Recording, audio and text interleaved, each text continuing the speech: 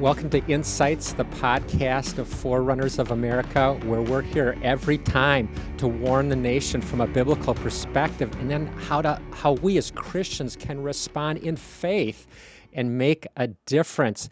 And I'm super excited about today's topics because, yes, we're talking about conspiracy theories. Yes, we are talking about this from a biblical perspective, but in light of what's been going on in America for a long time, but especially in the last couple of years, it seems like people that have the truth, they're the ones that are being accused of having conspiracy theories, that there's wackos, they're nuts, etc. And if we don't line up with the mainstream media or the more broader dominant narrative, we are crazy, and we need to understand what's going on as Christians, again, from a biblical perspective, the wisdom that God would give us, and we need to cover this today.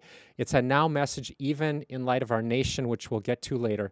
To help me uncover all of this, unpack all of this, are two friends. The first you've seen before, and that is Dave Brodie from the Middle East. Say hi, Dave. Hello. Good to see you all. How's it going this week, reaching the Middle East for Christ?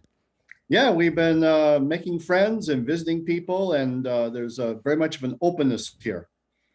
That is awesome. And you've said that before, which is so encouraging. And we need to remember to pray for you and the evangelistic harvest with you and your wife. Awesome stuff. Now, for the first time, we are having with us Joseph Watson from Nashville. Welcome, Joseph. Thank you very much. I'm tickled to be here. Yeah. And just tell us, what do you do in Nashville? What's going on with you? Well, what I'm doing right now is watching airplanes in the air and saying, where are you going? Come pick me up. Because I'm not able to get into a lot of places. A lot of countries, a lot of schools in Youth with a Mission, where I mostly teach, have been canceled because they've not been able to get students or staff in. And plus, I have not been vaccinated. And so that precludes me getting into a lot of places. So I am trying to be a fish out of water, but not miss the new opportunities he's given me here. I have to ask you, Joseph, and Dave, you can include this later if you want to in our discussion here. But Joseph, in, 20 or 30 seconds, so the pressure's on, why in the world would you jump on to a Forerunners of America podcast and the topic is conspiracy theories and what to do with them as Christians? Well, you did promise that big check, right? My gosh, Carter, we need to get this thing written out. Yes. I can't remember how many zeros. There were a lot of zeros, but yes, we got it. Aside from the money, I'm very passionate about, I've been passionate about politics since I was 10 and I've been involved with it in various ways ever since. And my degree is in political science. And so, as a result, my goal is to be like a man of Issachar who understands the times and knows what Israel should do. And I kind of want to go to war against people who are comfortable in their ignorance. And I have a passion of seeing how do you find God in what's going on today. And it just really bothers me when I see people that they believe their Christian role is to pull out of society, to don't get engaged, don't talk about politics because that's terrible. Let's just live in our cocoon. And to me, that's like sitting in a rocking chair with your bags packed to go to heaven and just biding your time and waiting until the trumpet sounds and the roll is called up yonder and going to heaven. I don't think that's what God calls us to. You know, when Jesus said, pray like this, may your kingdom come on earth as it is in heaven. He's talking about being an active agent, a catalyst of transforming this kingdom into the kingdom that is in heaven. So I am all about stirring people up. And I always travel with my big wooden spoon to teach with. It's been to, 70, 80 countries because the verse in Hebrews 10:24, let us consider how to stir one another up to love and good deeds. So that means I have some spicy conversations sometimes, and I have bitten more holes in my tongue than I care to look at. But I'm passionate that Christians as a whole become men and women of Issachar and understand the times and not be asleep at the wheel, because God is saying a lot through the craziness in these last days. and the men of Issachar, in case we're not all up to speed on that, you can look that up in 1 Chronicles chapter 12. Hey, I got to add one quick thing that's very much in line with what you said. There was a talk show host or podcaster a number of years ago that I listened to named John Luffler out of Colorado. And he said something very similar to what you're saying. And one of his mottos was, your lack of desire to be informed does not make me a wacko. So that can help transition us into today's topic. And by the way, I do have to interject the mega theme in the Bible that Christians need to be about the truth. 2 Thessalonians 2, know the truth, love the truth. And that's every topic. Yes, truth of the gospel, but everything going on in culture, because we do have an enemy that wants to take us down a path of lies, deception, etc. We'll get more into that, I'm sure, later. But yeah, it's just so vital that we're aware of what's going on and how to navigate this thing of conspiracy theories. Now, before I define what a conspiracy theory is, I want to mention that I, for the first time ever, have the secret envelope right there, okay? This is the secret envelope. On the other side that I can see and you cannot is a very interesting, highly secretive organization. I will be opening that envelope at the end of this podcast to make what I think is a fascinating point. With that said, we are now transitioning to the definition of a conspiracy theory. It is an unlawful, harmful, or evil plan formulated in secret by two or more persons. In other words, it's a plot by two or more people. And I think just as we start to understand the topic for today, I think we really need to understand that conspiracies are literally everywhere. And they're not all just theories and debunked and baseless, but there's actually a lot of substance. For example, let me just take a super obvious, simple thing. If your neighbor is burglarized by one person, it's not a conspiracy. But if it was two or more people that burglarized your neighbor's house, by definition, that is a conspiracy, a theory. And if it's substantiated in court, they're going to prison. The point being is something as simple as that actually, by definition, is a conspiracy. And so we should be awake to these things and not just dismiss anything that's labeled that way. I want to, though, jump into just what I think is just such an amazing and often overlooked conspiracy that happened in the New Testament. We're going to jump there just in a second. But just for everybody listening to this is a huge topic. This could actually be several hours, which we're not going to do today. This is not a Joe Rogan podcast of 3 to 4 hours. But I do want to limit our discussion and want everybody to understand where we're coming from. There's a lot of wacky stuff out there that we could spend our whole time exposing and why we dismiss conspiracy theories. But actually, the angle that we're going with today is that there's a lot of people with truth, both Christians with truth and non-Christians with truth, and they are being accused of being conspiracy theorists, and the truth is being shut down. And that's more of my concern is we're talking here. It's, yes, there are things that are wildly out there, and we should not follow them. They are true conspiracy theories in the worst sense of the word, and they have no evidence. They are baseless. But there are a lot of things going on right now, and it seems like the dominant narrative in many areas is a certain perspective. And if you disagree with that mainstream media narrative, you are a conspiracy theorist and you must be rejected out of hand. I think we're getting in trouble as a nation. Obviously, this is worldwide as well right now. But this is why we're doing this podcast. With that, would one of you guys read Matthew 28, starting in, let's see here. Let me get my Bible. I'm swordless. Give me a second. Right, and I think everybody listening to this podcast may want to get their Bibles out right now too. So go grab it quick while Joseph is doing it. But Dave, do you have it there? Do you have Matthew 28, right after the resurrection? The first disciples and women have seen the Lord. In verse 11, starting verse 11, can you read that through verse 15? I need to also find it here. Joseph may beat me. You said Matthew 28? Yes, sir. I've got it right here. Okay, starting in verse 11 through verse 15, please. Okay. While the women were on their way, some of the guards went into the city and reported to the chief priests everything that had happened. When the chief priests had met with the elders and devised a plan, they gave the soldiers a large sum of money, telling them, "You are to say, 'His disciples came during the night and stole him away while we were asleep.' If this report gets to the governor, we will satisfy him and keep you out of trouble." So the soldiers took the money and did as they were instructed. And this story has been widely circulated among the Jews to this very day. Isn't that interesting? So let's say I that. just want to say one thing about that. My mentor when I was in the travel business she and her husband were Orthodox Jews, and I was talking to her one time about Jesus as the Jewish Messiah, and she said that very thing.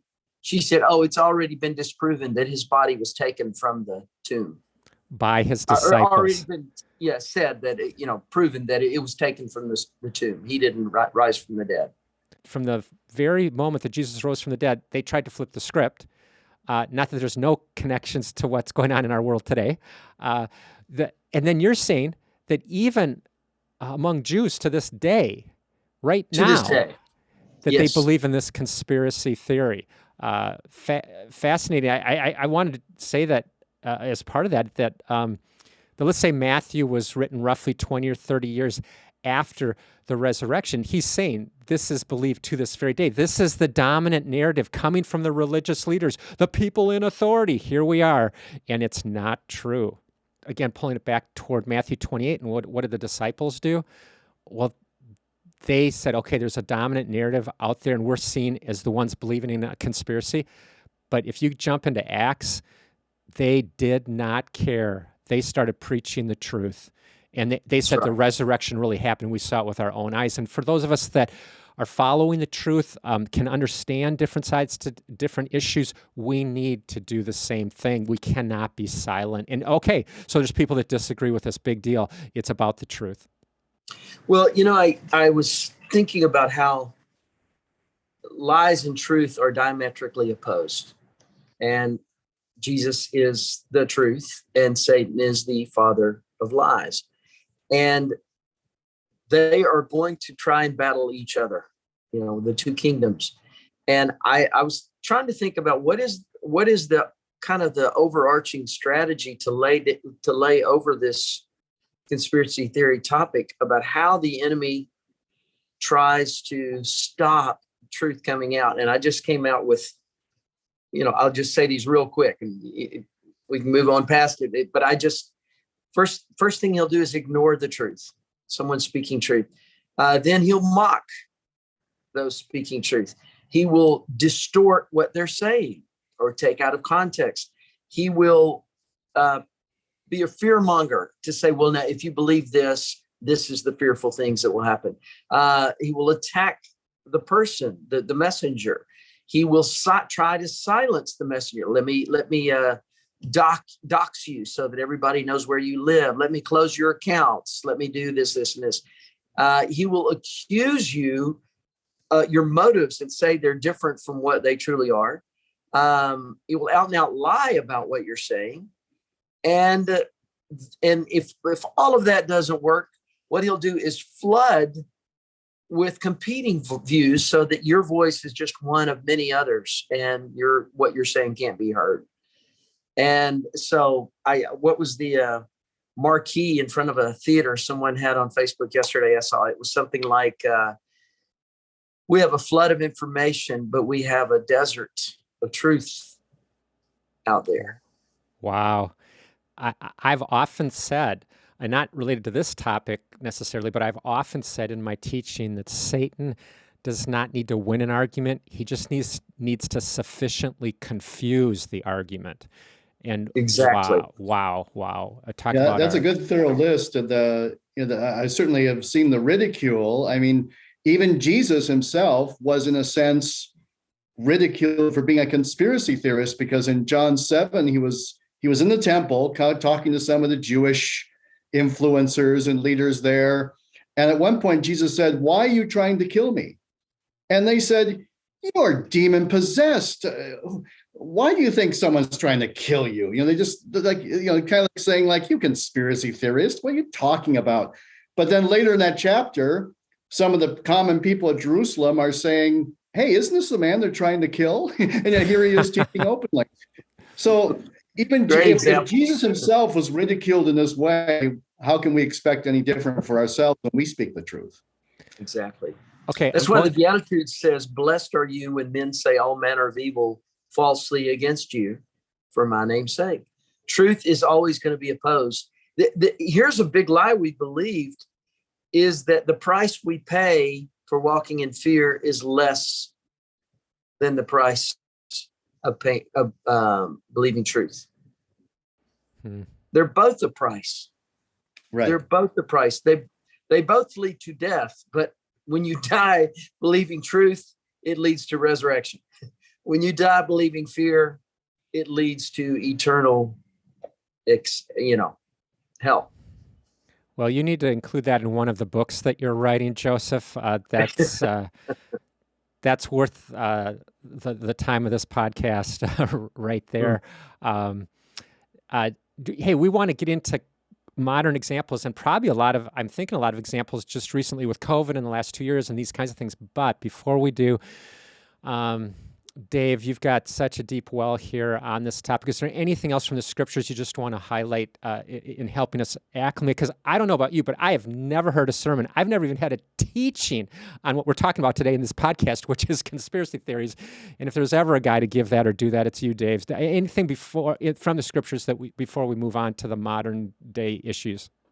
Oh, yeah. I mean, in the Bible, there's plenty of conspiracies that went on. Like, I think the first one might have been Jacob and his mother, Rebecca, scheming, conspiring to trick his father into giving him the blessing, which actually worked.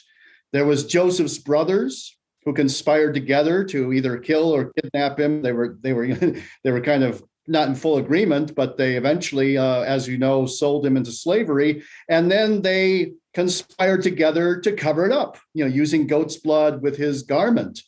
And so those were a couple of early conspiracies. You had David, who, the king that loved God so much, but at the same time, in a moment of weakness, he sinned with Bathsheba and then conspired with Job to have Uriah the Hittite killed.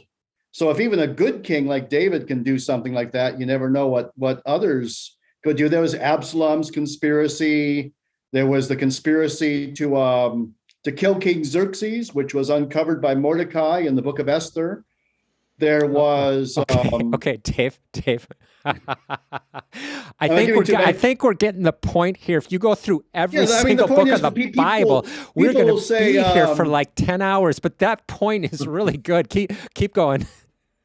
Well, Nehemiah, Tobiah, and Sanballat were constantly conspiring, different little hatching little plots to try and trick Nehemiah. And then, of course, we had the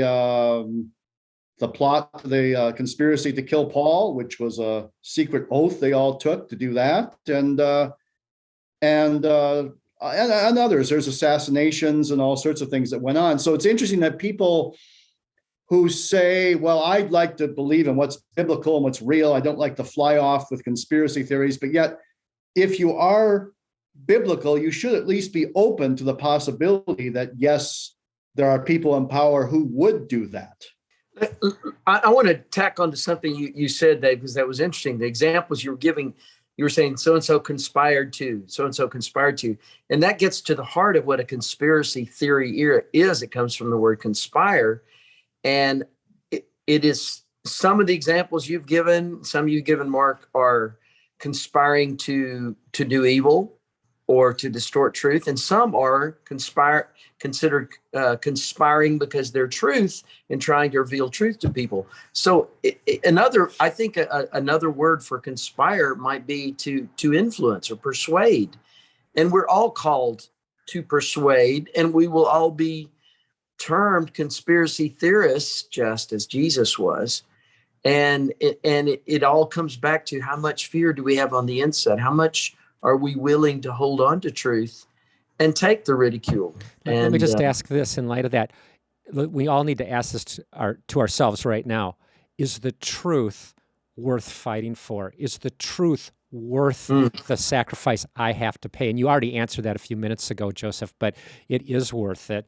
I have to say, Dave, in light of that quite, I think, of extensive list of examples, and I'm laughing because it's like, it's everywhere in the Bible. We don't even think of the topic today as biblical. I'm guessing most of our listeners thought, what in the world is Forerunners America doing an Insights podcast even on this topic? It's not in the Bible. Well, guess what it is? And I do want to highlight, Dave, in every one of the cases, every one is a conspiracy theory because two or more people conspired to do something evil or harmful. So that fits the definition, right? But in every case you just lifted out of the scriptures, every one of them was true.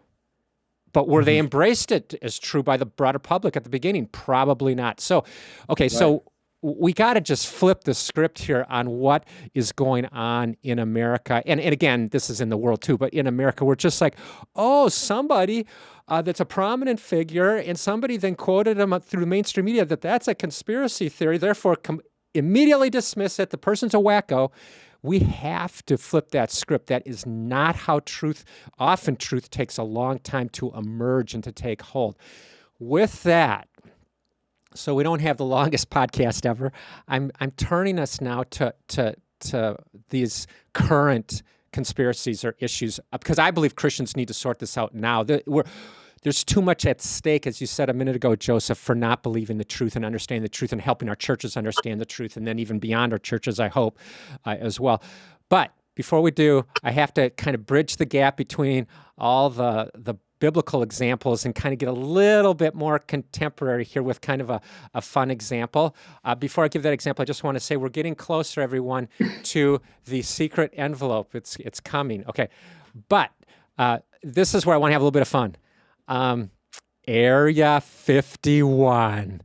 Oh no, for decades. Oh no, this is just the wild fringe group believing in conspiracies, right? This little area of land in Nevada, the government would never do such a thing. Well, right now, I'm sorry for those of you that are listening on Spotify and only have the audio, but right now, for those that are on YouTube and Rumble, I just, through Google Earth, typed in Area 51. Did nothing come up because it's a conspiracy theory?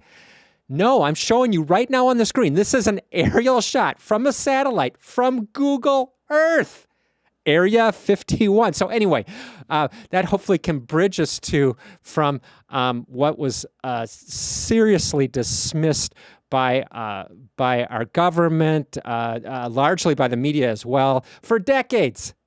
Actually, now just pull it up on your phone. So there we are. Okay, with that said, Joseph, you have something to add?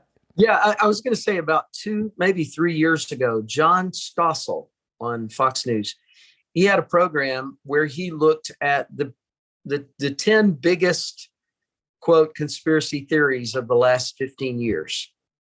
And he brought up what the experts, quote, experts were saying would happen.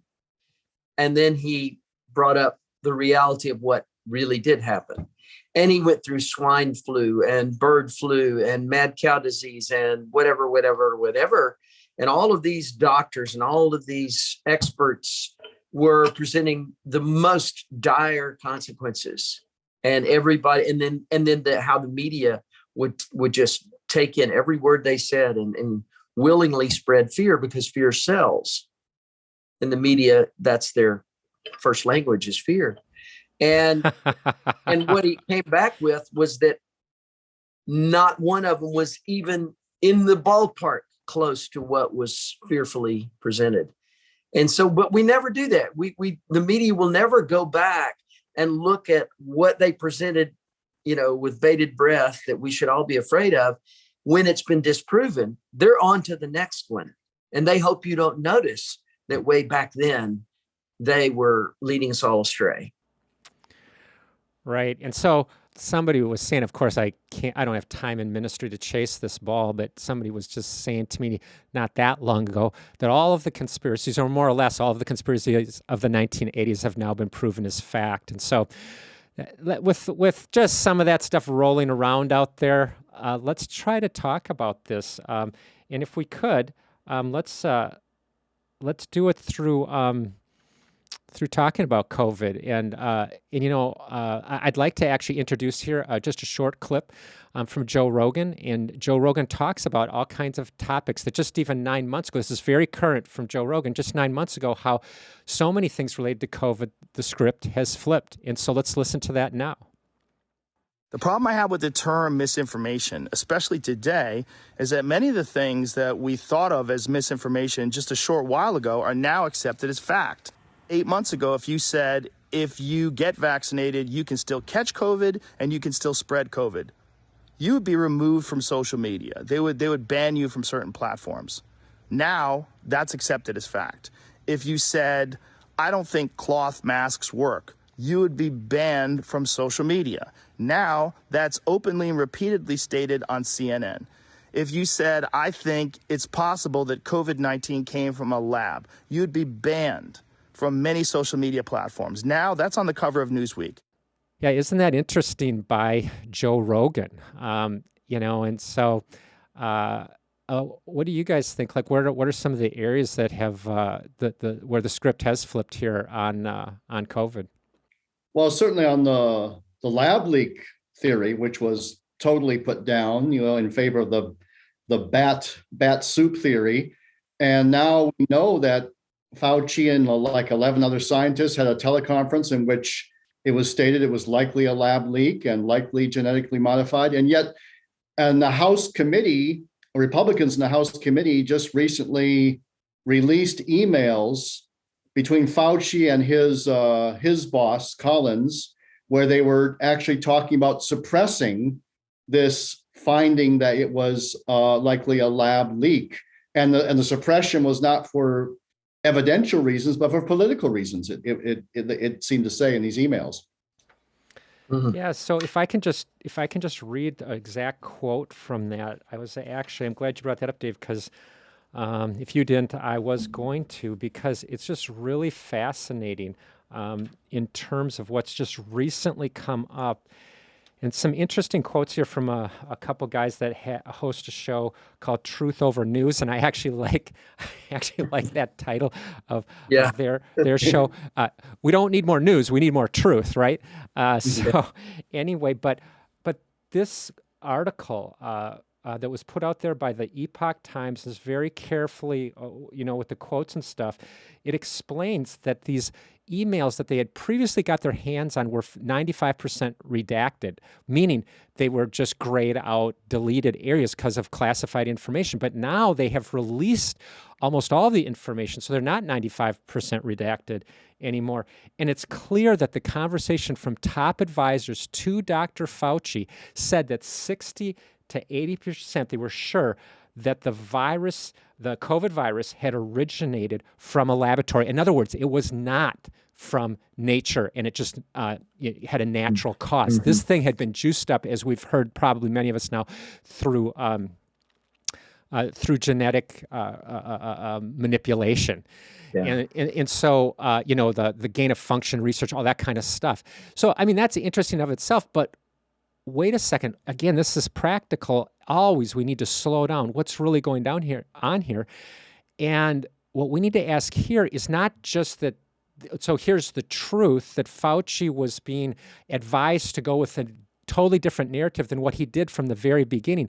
But now we need to slow down and ask the question, why did Dr. Fauci do that? Now, that's a difficult question to answer, but it seems like if we're going to really be after truth, we also have to ask that question. And even if we can't answer that question, it really reveals that there's something here that's not right. You should never lie regardless. And why was he lying? Well, I like to think that the dark is always so much darker than we realize. And the light is always so much brighter than we realize. And we're uncomfortable with the extremes. And if you ever saw Princess Bride and, Billy Crystal's character, I'm not listening. That's the way so many Christians are. They don't want to hear anything that makes them uncomfortable. I'm a mass consumer of lots of information. I try to be anyway. I don't always get it out of my brain clearly, but I'm all the time trying to sift through, chew up the meat, spit out the bones, and find out what really is truth. And you have to pray, or you're unwittingly being deceived if you're not praying into the news that you're getting. And I have to sift through this to say, wait a minute, there's nothing I can hear that takes God off the throne.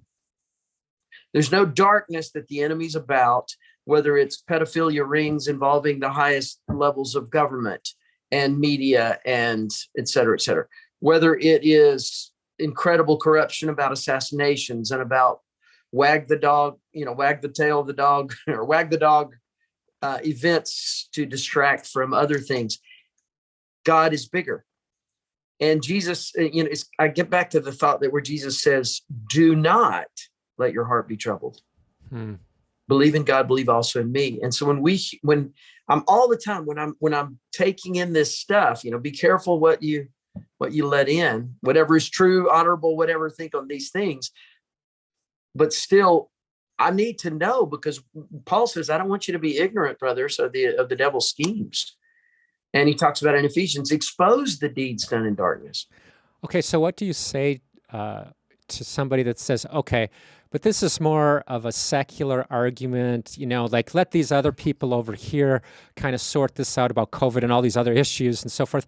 Why do I have to know the truth as a Christian on those issues? Like, I believe my Bible is true. I believe Jesus is true. He's the truth, the life, and the way. I believe that the gospel is true. Well, so why do I even have to worry about this? Any unwillingness to know truth about what God is doing in the big picture will cause you to not see the truth of what he's doing in your life. Your life is a microcosm of what God is doing in these last days. And if you're unwilling to see what he's doing out in our nations, then that means that you've got limits already in place to know what he's doing in your life. Yeah, also, I would agree with that. And I would also say that there are consequences to believing in untruths. There are lives that can be lost. There can be funds and resources that can be lost. When you talk about okay. I just got to interject right there. On just a very basic level, it's because of this COVID narrative and the massive amount of fear that we've already hit on from different angles earlier in this podcast. But it's because of this mass amount of fear, the way that this has been rolled out, et cetera, that our churches closed down. Now, wait a second here. Doesn't God have an opinion on whether he wants his churches closed down? And if it was based on fraudulent data or somebody that's lying to us, doesn't that matter? These things actually do matter. And also, the whole fear thing. Is COVID really this fearful? And if it's not, the average person needs to know. And I'm saying first in the church, of course, let's not have fear in the church. But I'm even saying non-Christians. Why are we pumping up non-Christians with fear if it's not that fearful of a situation? Anyway, it all smells evil. It all seems like things that need to be exposed. Okay, I'm done. Joseph, you're up. Well, I was just going to say, I've had people say to me, I've had leaders say to me, well, Jesus would have got a vaccine, and it's the loving thing to do for your neighbor to get vaxxed. Mm-hmm. And I'm like, yeah. I mean, not to we'll come back to COVID, but I just want to, it relates talking about the border. And when I find Christians that don't think that's, and in fact, the loving thing is to leave the border open so that these poor people from other countries that are so have so many issues in their nations, they need to come and smell freedom, and we need to come and welcome and bless them. And it's unchristian to want a closed border or want a border, as our former president said, with a big, beautiful door in it. But when you're doing that, you are allowing the free flow of drugs, of human trafficking, of a whole host of issues coming into the country. And I think, the borders, again, I'm not to take it away from COVID, because there's a lot we can say about COVID, but that's just one of many other issues. The border thing is, I sometimes want to just pull my 7 hairs out and say, how can you not see from a biblical perspective that honoring the borders of the land the Lord has given you is godly? And the hard thing, like I say, you bite your tongue, you bang your head against the wall, and you realize there are so many people that are not ready to hear truth. They don't want to. I'm not listening. One of my messages from the Bible is that God cares about borders and these kinds of things. It's like, again, I'm just stunned. I can't say never, maybe once, but I think never I've heard a message on God's heart for nations in terms of borders and why it matters and all these kinds of things. And I just want to, again, maybe just going slightly further, Joseph, with what you're just laying out there. Like, these things are deeply biblical. They should matter to us as Christians.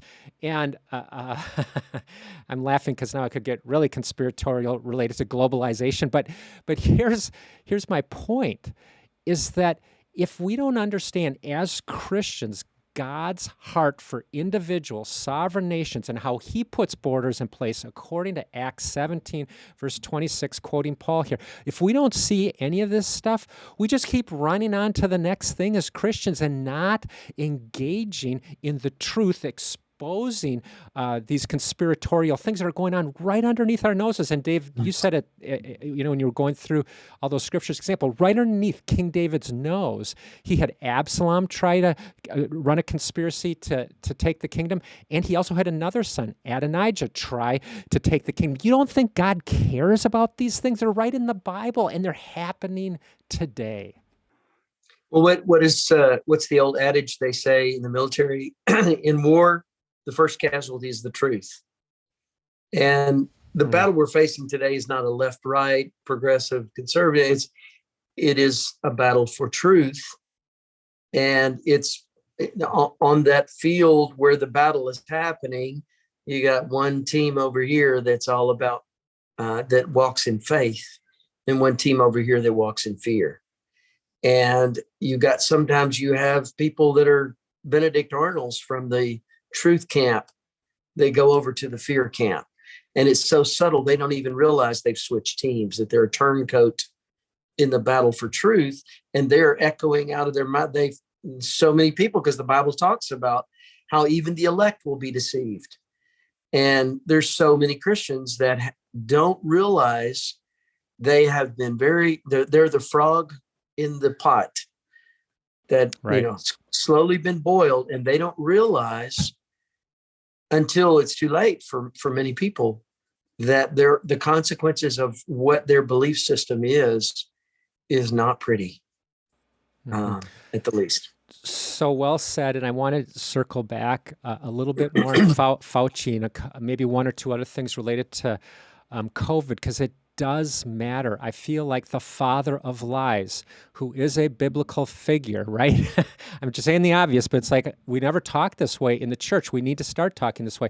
But if we don't expose some of this stuff and start to understand this and speak the truth, we're going to continue down this path of, as you just said, of being deceived, and there's all kinds of implications and so forth with that. So just one last quote here from Carlson and Mankey. They summarize this way. So right there from the start, Fauci is pushing really hard and in various forums, all in the same direction. Natural cause to the COVID virus, natural. But at the same time, not only was he told it's very likely that it came out of the lab, he was told the details of how it came out of the lab. And then this guy Mankey says, that is very fascinating to me. So if you're going to start to get out of the world of lies and what I'm calling a culture of conspiracy theories and start to figure out what's actually true, therefore it matters how you navigate things like COVID and on 100 other issues as well. But if you're going to start, I believe you have to begin with, let me look at the data for myself. I'm not looking to mainstream media or whoever. I'm looking at a variety of sources. And then you come to a conclusion. Wait a second here. There's something here that I find fascinating, and I'm going to stay on this until I get to the final conclusion. I think that's where things start for us in terms of moving in the right direction. Mm-hmm.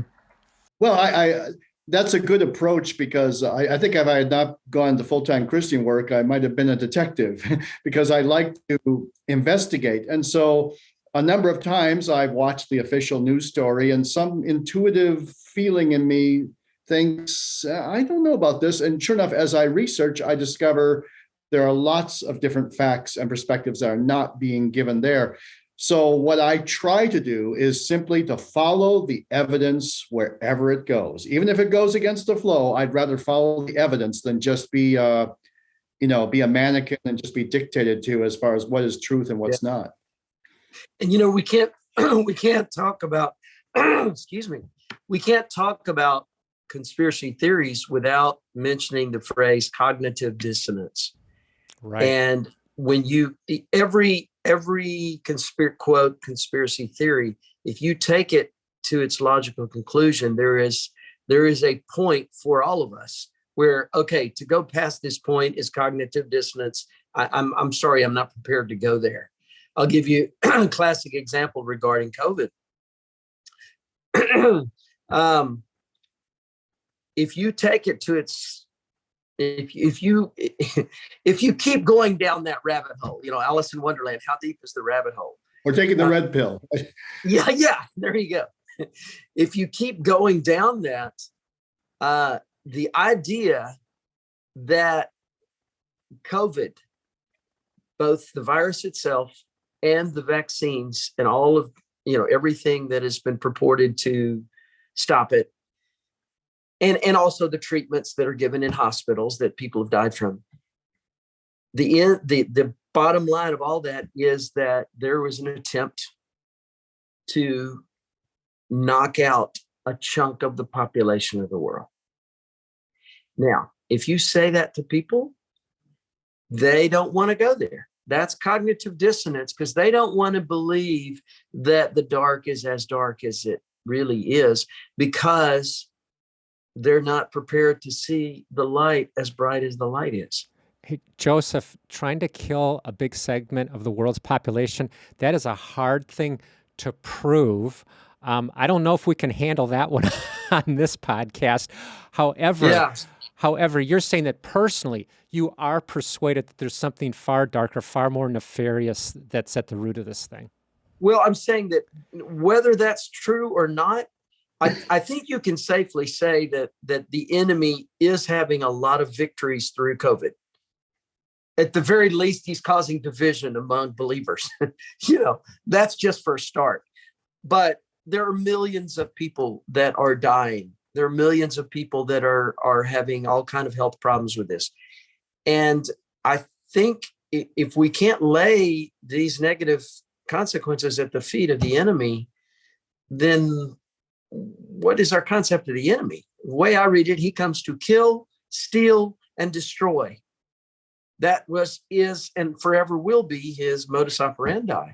And Revelation 20, verse 3 explains that his end game is to deceive entire nations. And I believe we are getting closer to Jesus' second coming. So steal, kill, and destroy, we often think of that, he's attacking me one-on-one and these kinds of things. But he has an end game, another aspect of his end game, which is actually to deceive entire nations. And if he could deceive you into taking a harmful vaccine or doing 100 other things, he does not take prisoners. He's here for one reason, to kill you. And also in Revelation, it says that he's in a fury because he knows his time is short. So there's just an acceleration of the good and the bad that's happening. The wheat and the tares growing to the harvest. Well, toward the very end of the harvest is where the fruit or the seeds of both of those starts coming out. And we're in that moment of history. You look at what the Bible describes as what you'll see in the end times. Well, they're happening now.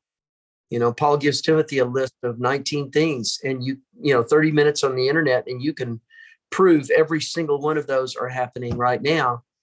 And so we're in those times where there's this acceleration of evil.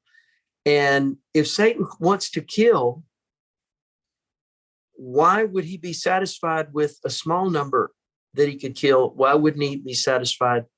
Why wouldn't he be ravenous to kill as many as he can bring down before his own destruction?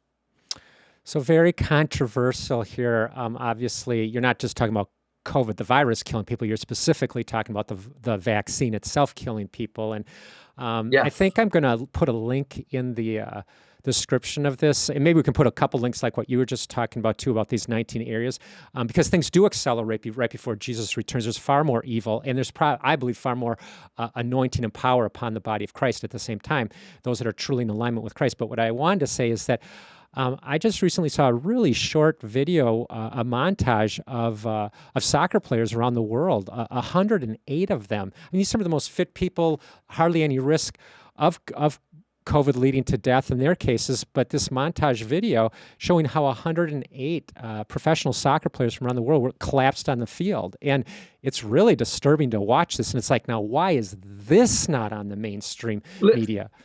Let me bring an example real quick. David and I first met in Chile a few years ago. And I've got a dear buddy there. Out of the thousands of people I know around the world, he's in the best shape of any human I know. Almost 0% body fat. He's got his own gym. He's a trainer. People come far and wide to be trained by him. He's 37. His daughters are all very fit, and he's a very conscientious, godly father and husband. Diet, exercise, everything. Well, his wife was in the hospital last July giving birth to their fourth daughter. And he was told what he found out later was a lie. He's in Pichilemu, Chile, which is a surf town on the Pacific. And he was told the lie that you can't get in to see your wife and daughter until you've had your Pfizer shot. So he got the first Pfizer shot. 4 hours later, he was in the hospital, and he's got permanent heart damage from it, barring the Lord's healing. Let me be quick to say. I got to tell you, Joseph, right now, it does not matter for me anyway, the official statistics out there about the science and the data. And while I appreciate things like the VAERS website and so forth showing the dangers of the vaccine, I'll tell you what, I have a personal list of people now, what you just described, the people I actually know that had an adverse effect. And one person, I have these three on the list that actually died from the vaccine. One case, the person within 48 hours of taking the vaccine collapsed within a half hour of taking the vaccine and was dead within 2 hours. And that was a friend of my mom. So in that one, though, on my list of people that have had either death as an adverse effect or severe adverse effect, that one I did not actually know the person. But my mom, believe me, my mom is completely trustworthy on these things. But of course, as you probably know, that these people that die within 2 weeks of taking the vaccine are not even counted as a vaccine death because you're not considered fully vaccinated until after 2 weeks of taking the second shot. So, I mean, it is really complicated, challenging to sort this stuff out. But I'm just saying, I don't any longer need to listen to whether President Trump wanted me to take the vaccine or now it's President Biden or this, that, or the other thing. I'm not even listening to Dr. Fauci or the CDC.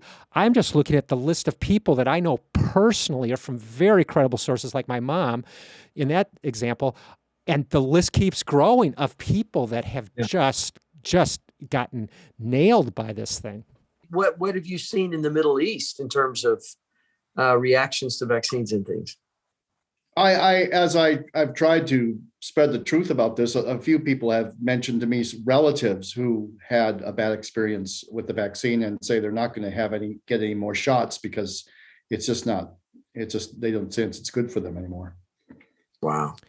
Well, I do want to bring up one other area just because it illustrates what we're talking about here and how serious it is.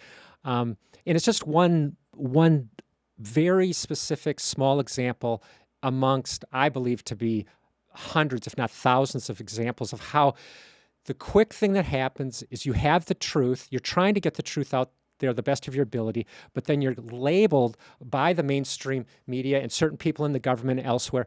You're labeled as a conspiracy theorist and you're completely shut down. And I find this, again, a small story. Maybe many will see it as insignificant, but representative of a much bigger problem that's going on. Early on in COVID, so we're going to say the summer of 2020, there was a group of doctors that did a public display at the U.S. Supreme Court to explain that we have early treatments. We don't need to wait for the vaccine. At that time, probably everybody remembers the summer of 2020. We're only a few months into this thing, and we were waiting for the vaccine. But they said, we've got great ways to treat. And they all agreed, but the media lifted one person out. There was a dozen people or so at this public meeting at the Supreme Court where medical doctors are trying to get the truth out about treatment. But they lifted out of that group of doctors Stella Emmanuel, who grew up in Cameroon, Africa, now practices medicine as a medical doctor here in this country, actually in Texas. And they blasted her with every other conspiracy theory you could even think of, even UFOs and on, and they blasted her. And I was watching this go down. Now, what she was claiming is through early treatments of over-the-counter drugs that are cheap, inexpensive, and so far, she had seen 300 patients recover from COVID, not one had died. This is what was interesting to me in light of our topic today.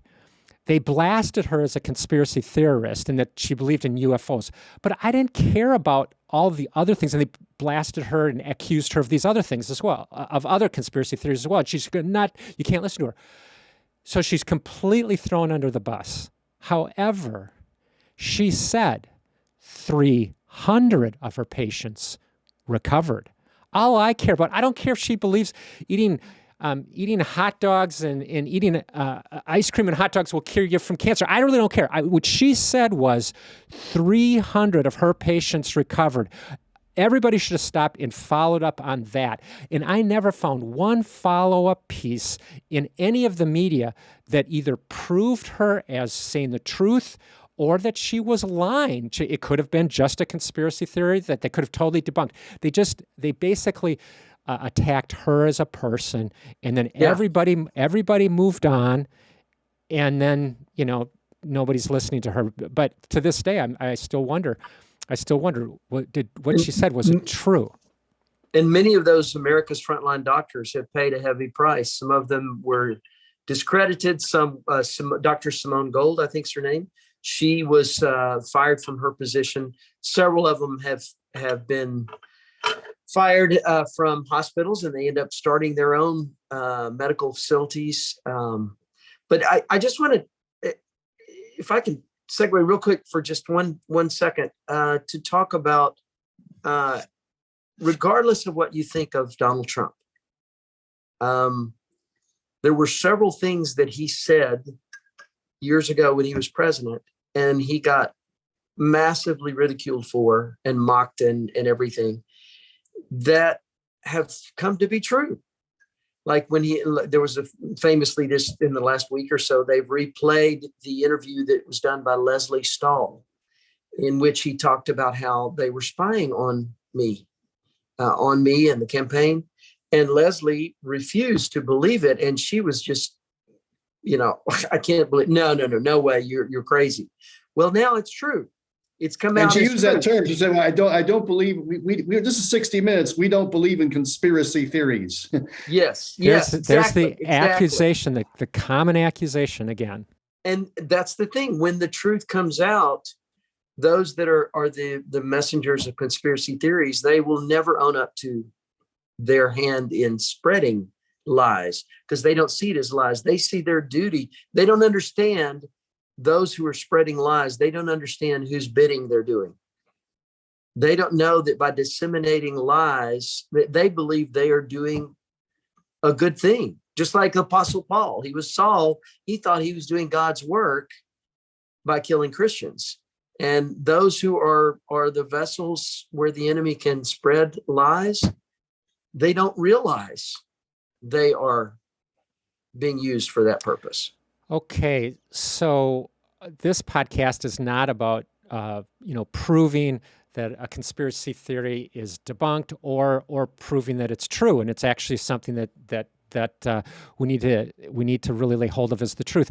But what we're talking more about here in our conversation is, so how do you understand this biblically? What are some examples going on in the world today? And then what do you do with this? And I'd like to start to land the plane in terms of what do you do with this. However, what you just brought up there, that the spine was actually proven this last week, I will put a link in the description of this podcast, because John Durham's investigation appears to be coming forth with hard evidence. And so I will put an article or two there, just in case what you just said, Joseph, if that's brand new information to our listeners. No, this isn't just a wacky conspiracy theory and Trump running his mouth again.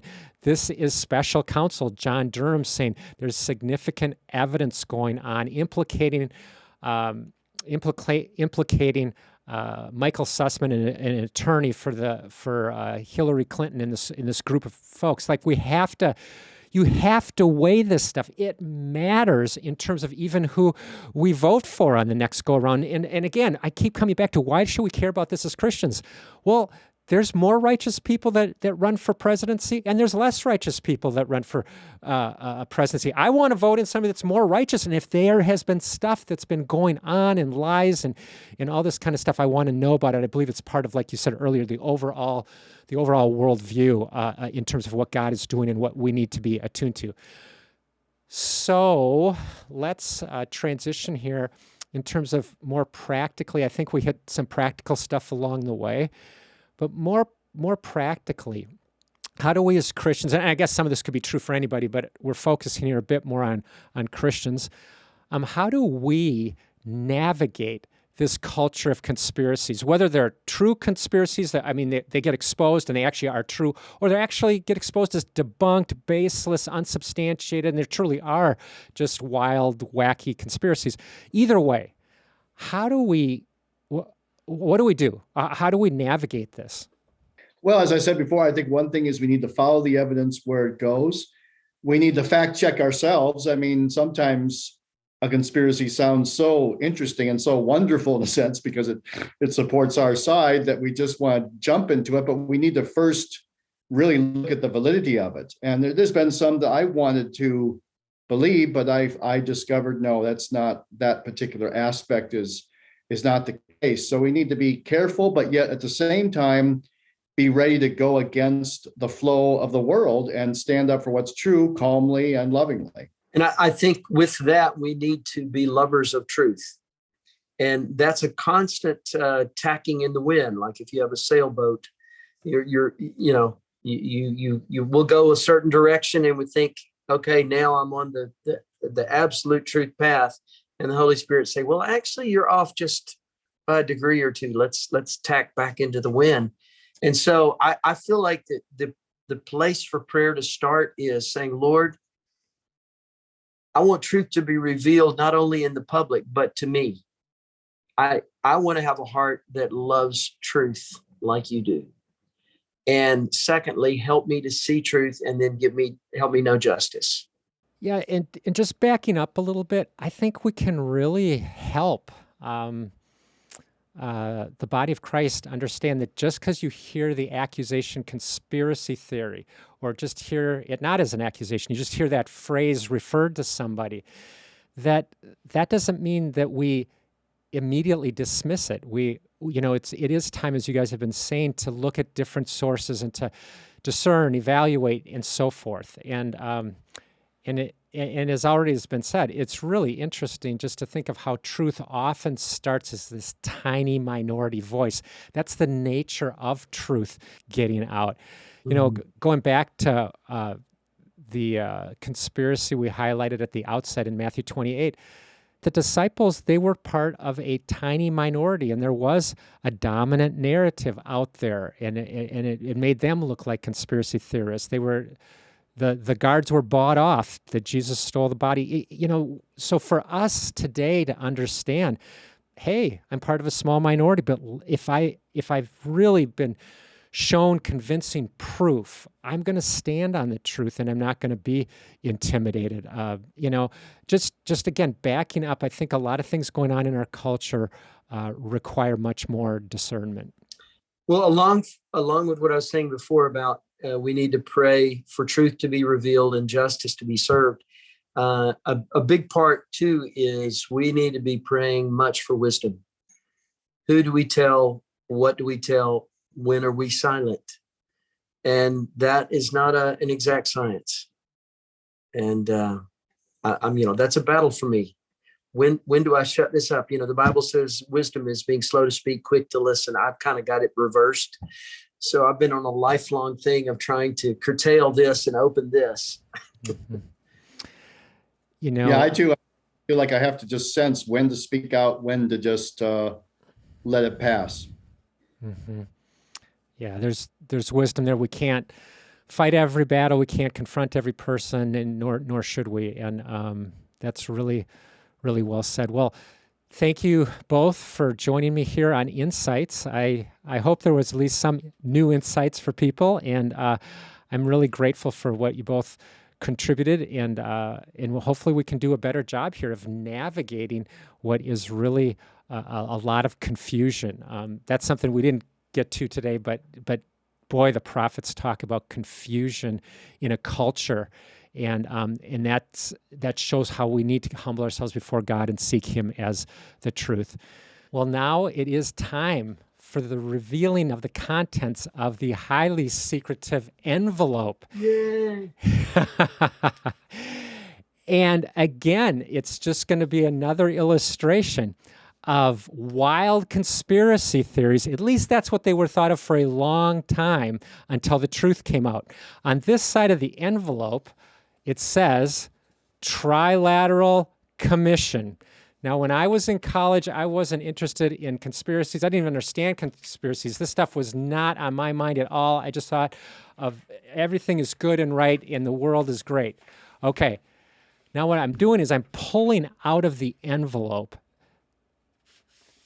a document of all 400 current members in 2022 of the Trilateral Commission, something that was started in 1973, but was completely dismissed by everyone, especially our government and others, as a complete conspiracy theory that only the most mindless wacko would ever believe in. Well, guess where I got this list of 400 current members, and even another document on how to become a member of the Trilateral Commission. In case you want to become one of the 400, I can let you know.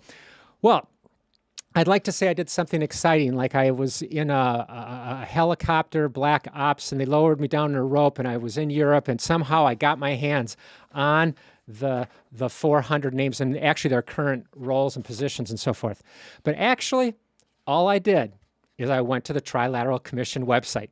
So what started as a complete conspiracy theory, baseless, debunked, unsubstantiated, actually not only was proven true. You can go to your website today, and as you read about them online and other places, and even on Wikipedia, it calls it a globalist group.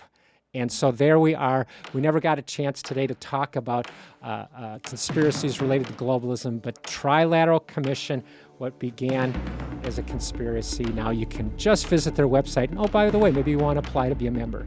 So with that, thanks for joining us here on Insights. We hope you learned a few things along the way and had some fun. I look forward to being with you next time on Insights.